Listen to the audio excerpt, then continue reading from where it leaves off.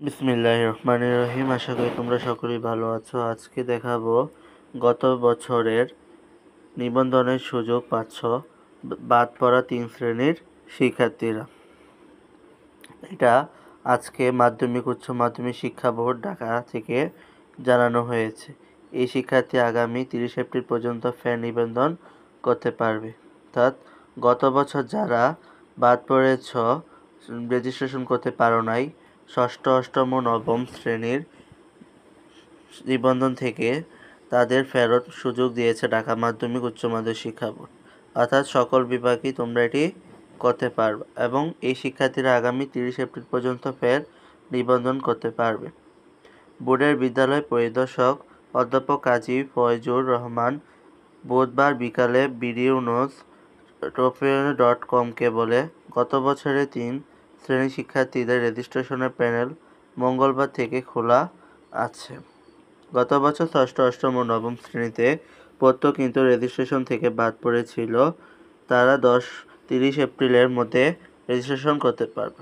ধরো গত বছর যারা ষষ্ঠ শ্রেণীতে ছিল তারা হচ্ছে এবার সপ্তম শ্রেণীতে, আর অষ্টম শ্রেণীতে যারা ছিল তারা হচ্ছে নবম শ্রেণীতে, এবং নবম শ্রেণীতে যারা ছিল তারা আছে দশম শ্রেণীতে। তারা নতুন করে রেজিস্ট্রেশন করতে পারবে। এই জন্য বাদ পড়া শিক্ষার্থীদেরকে নিজ নিজ শিক্ষা প্রতিষ্ঠানে যোগাযোগের পরামর্শ দিয়েছেন তিনি। এক প্রশ্নে ফয়জুর বলেন, নিয়মিত কার্যক্রমের অংশ হিসেবে এই সুযোগ দেওয়া হয়েছে। ঢাকা বোর্ড থেকে প্রকাশিত এক বিজ্ঞপ্তি বলা হয়, বোর্ডের আওতাধীন অনুমোদিত ও স্বীকৃতিপ্রাপ্ত মাধ্যমিক স্কুল ও স্কুল অ্যান্ড কলেজে 2024 শিক্ষাবর্ষে ষষ্ঠ, অষ্টম ও নবম শ্রেণীতে অধ্যয়নরত শিক্ষার্থীদের রেজিস্ট্রেশন কার্যক্রমের সময়সীমা আগামী 15 থেকে 30 এপ্রিল পর্যন্ত নির্ধারণ করা হলো। এই তারিখের পর কোনো অবস্থাতেই বাদ পড়া শিক্ষার্থীদের নিবন্ধন করার সুযোগ দেওয়া হবে না বলে জানিয়েছে ঢাকা বোর্ড। তাহলে আমরা বুঝতে পারলাম যে এটাই হচ্ছে এই 3 শ্রেণীর জন্য সর্বশেষ সুযোগ। এই রেজিস্ট্রেশন থেকে যদি কেউ বাদ পড়ে তাহলে পরবর্তীতে তারা আর কোনো সুযোগ পাবে না।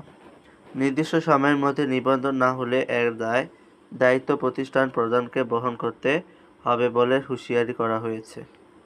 অন্য বোর্ড থেকে আসা টিসির মাধ্যমে ভর্তি হওয়া শিক্ষার্থীদের নিবন্ধনের কাজও এই সময়ের মধ্যে শেষ করতে বলা হয়েছে বোর্ডের পক্ষ থেকে।